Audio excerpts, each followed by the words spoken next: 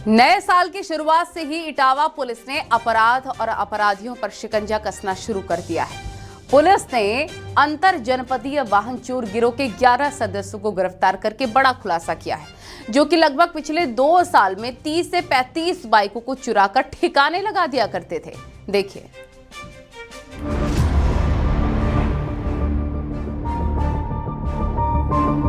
वाहन चोर गिरोह का भंडाफोड़। गिरोह के 11 सदस्यों को पुलिस ने दबोचा। पार्किंग स्टाफ समेत बाइक मैकेनिक थे शामिल। दिल्ली में लाल किले की पार्किंग के पास हुए कार बम ब्लास्ट के बाद बाइक कार पार्किंग जांच के दौरान इटावा पुलिस ने सैफई पीजीआई की बाइक पार्किंग से एक बड़े वाहन चोर गिरोह का भंडाफोड़ किया। पुलिस ने वाहन चोर गिरोह का खुलासा करते हुए 11 आरोपियों को गिरफ्तार किया। आरोपियों के पास से 12 चोरी की गई बाइक समेत बाइक पार्ट समेत एक अवैध तमंचा, 2 चाकू बरामद किए। चलिए आपको सबसे पहले बताते हैं कि कैसे पुलिस इस वाहन चोर गिरोह तक पहुंची। देखिए, ये इसकी पृष्ठभूमि में अगर हम जाएं तो आपको याद होगा कि कुछ दिन पहले जब दिल्ली में ब्लास्ट हुआ था तो उस समय हम लोग यहाँ एडीजी जोन साहब ने एक अभियान चलाया था कि जो पार्किंग में गाड़ियां खड़ी हुई हैं, रेलवे स्टेशन, बस स्टैंड, वहाँ हम लोग चेक कर रहे थे कि पुरानी गाड़ियां तो कोई नहीं है। उसी सिलसिले से ये प्रयास चल रहा था। तो उस समय एक आपराधिक सूचना प्राप्त हुई थी कि सैफई पीजीआई की पार्किंग में बाहर से ला करके गाड़ियां खड़ी की जा रही, कुछ पुरानी गाड़ियां मिली थी। पुलिस के अनुसार गिरोह बड़ी ही चालाकी से चोरी किए गए वाहनों को ठिकाने लगाता था। इसने धीरे धीरे इसको डेवलप किया और एक पूरे गैंग का खुलासा हुआ। 11 लोगों को, जो सभी नवयुवक हैं, अभी तक की प्राप्त जानकारी के अनुसार पहले कभी वो जेल भी नहीं गए हैं। उनके पास से 11 बाइक्स चोरी की मिली हैं। इनकी मॉडस ऑपरेंडाई ये थी कि ये गाड़ियों को चोरी की हुई बेचते नहीं थे, बल्कि इनके पार्ट्स को काट करके अलग अलग करके और फिर बेच देते थे, या दूसरी गाड़ियां जो रिपेयरिंग के लिए आती थी उसमें स्थापित कर देते थे। सैफई पीजीआई की बाइक पार्किंग से ये गिरोह बड़े ही सुनियोजित तरीके से चोरी की घटनाओं को अंजाम दे रहा था।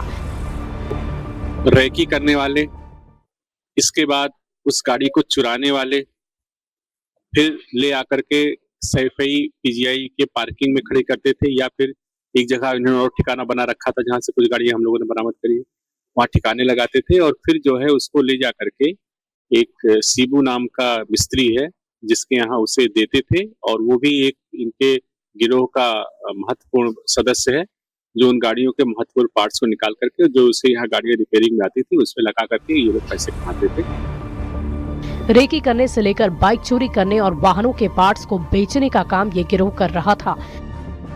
शुरुआती पूछताछ में ये पता चला है कि ये गैंग अब तक 30 के करीब 2 व्हीलर वाहनों की चोरी कर उसे ठिकाने लगा चुका है।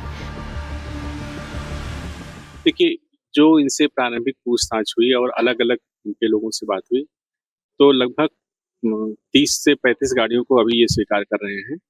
उसका डिटेल हमारे पास है, उसे हम आगे डेवलप कर रहे हैं। संबंधित जनपदों में जहां मुकदमे लिखे गए हैं वहां से इकट्ठा कर रहे हैं। पुलिस अब आसपास के जिलों में भी इस गैंग की ओर से की गई चोरियों का पता लगाने में जुट गई है। इटावा के एसएसपी जो बता रहे थे कि दिल्ली ब्लास्ट के बाद जो वाहन की पार्किंगें हैं उनकी जब जांच की गई तो एक इस तरीके का गैंग सक्रिय सामने आया है, जिसके अब गिरफ्तार किया गया है, जिसके कब्जे से 13 बाइकों को बरामद किया गया है और इस गैंग ने अब तक करीब 30 की संख्या में बाइकों को चुराया है। ऐसी जानकारी इटावा पुलिस के पास में पहुंची हुई है। कैमरामैन रजत सिंह के साथ दिनेश शाक्य, न्यूज़ 18 इटावा।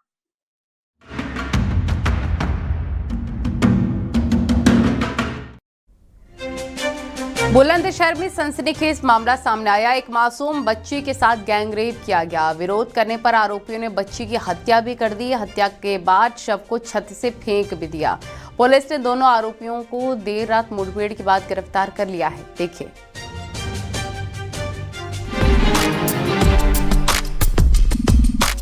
मासूम की गैंगरेप के बाद हत्या।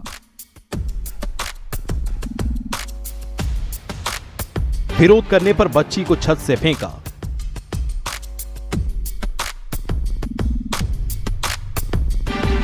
पुलिस एनकाउंटर में दोनों हैवान घायल। बच्ची का पोस्टमार्टम कराया गया जिसमें रेप की पुष्टि हुई है।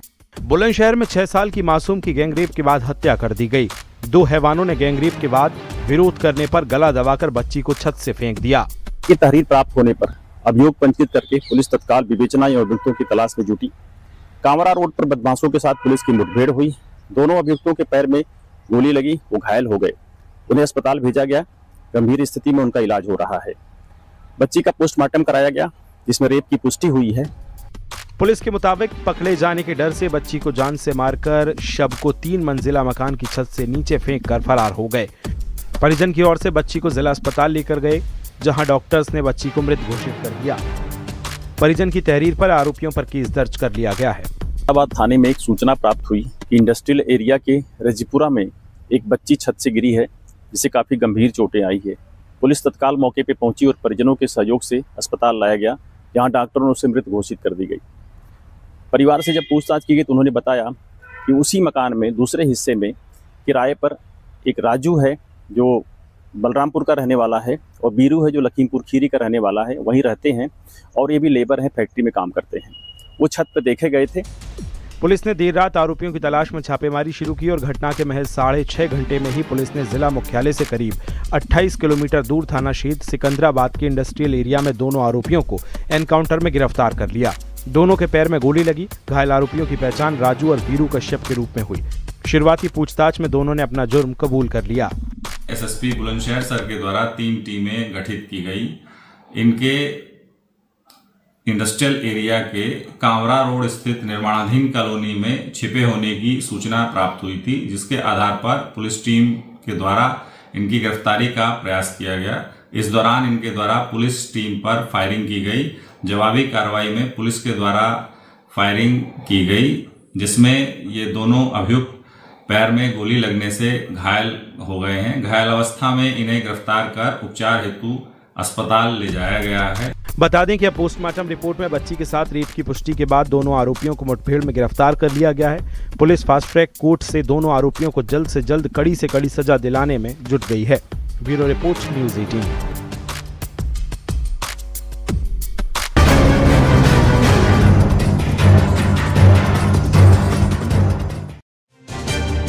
बदायूं में एक दिल को दहलाने वाली घटना सामने आई। लूट के नियत से घर में घुसे लुटेरों ने अधेड़ महिला की गला दबाकर हत्या कर दी। उसके बाद 20 लाख रुपए नगद और जेवरात लेकर मौके से फरार हो गए। ये पूरा मामला क्या है, आपको इस रिपोर्ट में दिखाते हैं।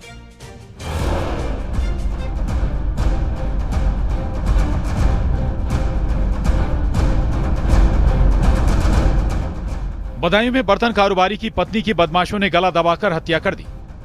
दातागंज कोतवाली क्षेत्र के पापड़ गांव में लूट के बाद हत्या की वारदात की जानकारी मिलने पर पुलिस क्राइम सीन पर पहुंची और फोरेंसिक टीम ने क्राइम सीन की जांच की। पुलिस ने शव को पोस्टमार्टम के लिए भेजा। पुलिस के मुताबिक बुजुर्ग महिला की पॉलीथीन से मुंह ढककर हत्या की गई। इसमें मुन्नी नाम की महिला 65 वर्षीय है। वो उनके पति तिलहर गए हुए थे। रात में इनके बेटी के यहाँ जन्मदिन का उत्सव था। उनका जो नाती है वही छोड़ के घर पे रात में गया था। सुबह जो है इनकी डेड बॉडी मिली है। मुंह पे पन्नी से मुंह बांधा गया था। परिजनों ने पुलिस को बताया कि 46 लाख रुपए से ज्यादा की लूट करके बदमाश भाग गए। इसमें 20 लाख रुपए नगद और 26 लाख के जेवर शामिल हैं।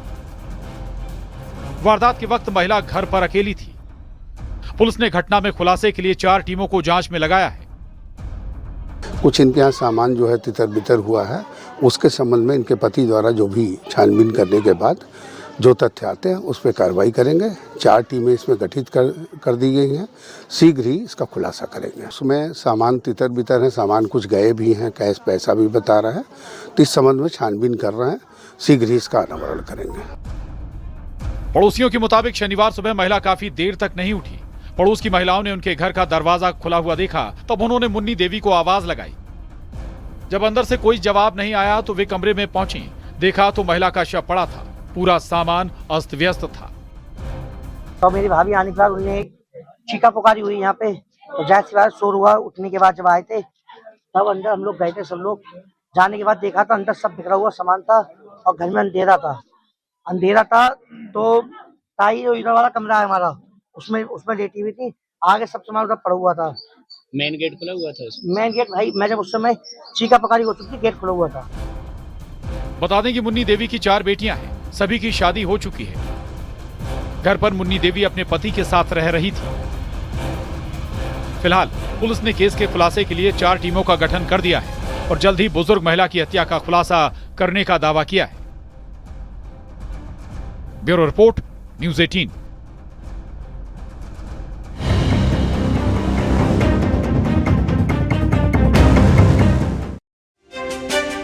प्रतापगढ़ में आर्थिक तंगी से परेशान बेटे ने पिता का मर्डर कर दिया और आरोपी बेटा पिता की जमीन बेचना चाहता था, लेकिन पिता इसके लिए तैयार नहीं था। प्रॉपर्टी के लालच में बेटे ने अपने ही पिता का बेरहमी से कत्ल कर दिया। ये पूरा मामला क्या है, आपको इस रिपोर्ट में दिखाते हैं।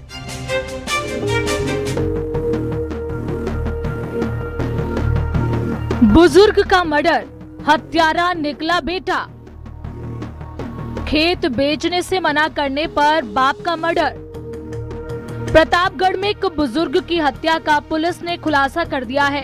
पुलिस ने अंतु थाना क्षेत्र में मृतक बुजुर्ग के बेटे उदयभान को गिरफ्तार किया। हत्या वाले दिन पहने कपड़े और हत्या में इस्तेमाल लकड़ी के टुकड़े भी बरामद कर लिए।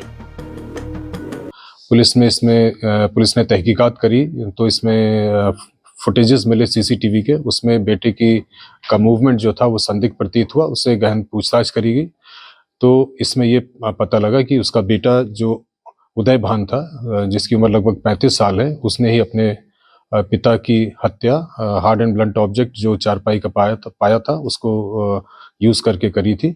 इसमें जो उसके उदयभान के द्वारा जो पहना हुआ जैकेट था वो बरामद हो गया है और जो लकड़ी का पाया इसने इस्तेमाल किया था वो बरामद हो गया है।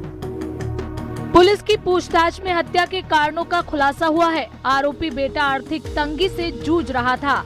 आरोपी बेटा पिता की जमीन बेचना चाहता था, लेकिन पिता इसके लिए तैयार नहीं था। प्रॉपर्टी के लालच में बेटे ने अपने ही पिता का बेरहमी से कत्ल कर दिया। जो लड़का था उसको पैसे की आवश्यकता थी, वो अपने पिताजी का खेत बिकवाना चाहता था, जिसके लिए पिताजी तैयार नहीं थे।